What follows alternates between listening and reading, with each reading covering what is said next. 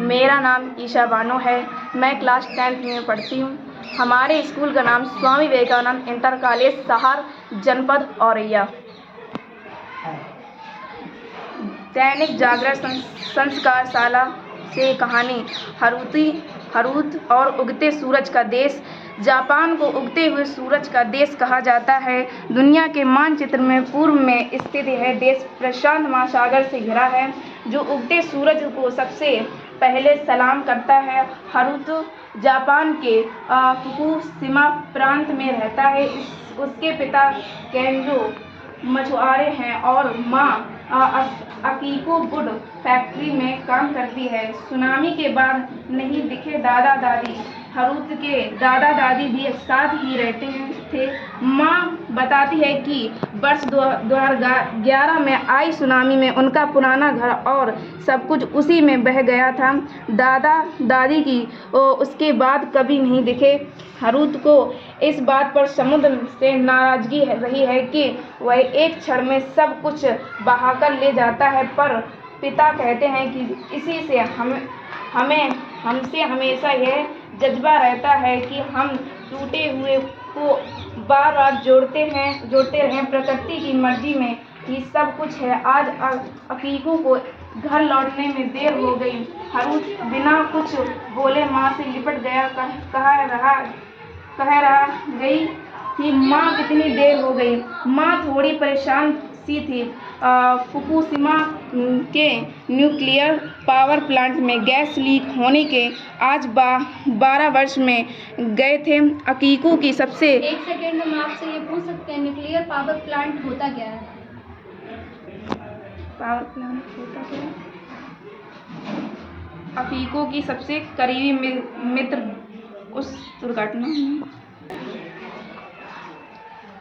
Fukushima के nuclear power plant में gas leak होने के आज 12 वर्ष में हो गए थे। अकीको की सबसे करीबी मित्र उस दुर्घटना में हाइड्रोजन गैस के दुष्प्रभाव से मारी गई थी। कहते हैं कि 2011 की सुनामी और भूकंप से फुकुशिमा के न्यूक्लियर प्लांट में गैस लीक हो गई थी। माँ, यदि इतना खतरा था तो सरकार ने ये न्यूक्लियर प्लांट क्यों लगवाए? यह बिजली उत्पादन के लिए लगाया गया था, जिससे पेट्रोल, डीजल व कोयले पर निर्भरता कम हो गई। न्यूक्लियर पावर से इतनी ऊर्जा मिल सकती है कि प्रदूषण फैलाने वाले स्रोतों की जरूरत ही ना पड़े, लेकिन किसी ने नहीं सोचा था कि यह दुर्घटना ऐसा रूप ले लेगी। उस न्यूक्लियर पावर प्लांट से क्या होता है? प्रदूषण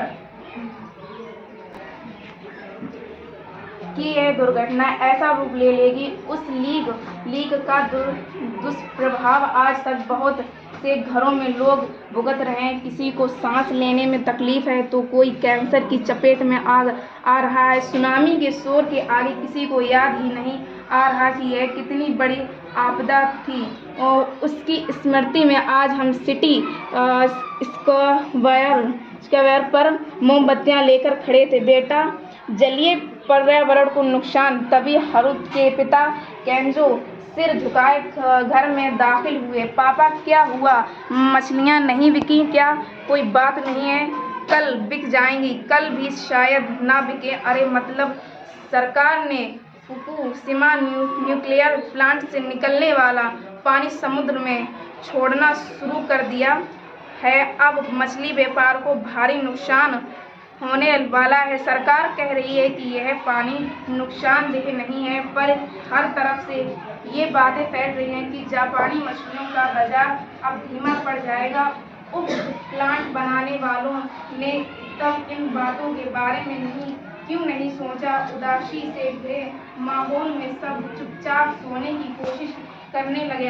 अगली सुबह हरूत को लगा कि हताश बैठने से कुछ नहीं होगा। उसने अपनी माँ के साथ सिटी स्क्वायर जाने की बात कही, ताकि इस मुद्दे के विरुद्ध खड़े होने से शायद इंटरनेट, मीडिया, अखबार और सिटी टीवी से कुछ प्रभाव पड़े। सबसे बात कर मछुआरे समुदाय के लोगों को केंजो ने इकट्ठा होने को कहा।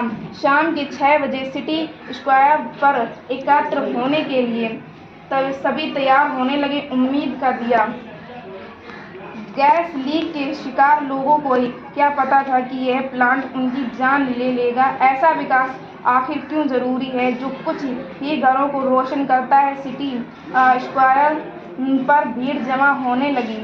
हरूथ की आंखों में उम्मीद का दिया जल रहा था। अफीकों का व केंजो का हाथ पकड़े वह भीड़ में सबसे आगे चलता रहा है।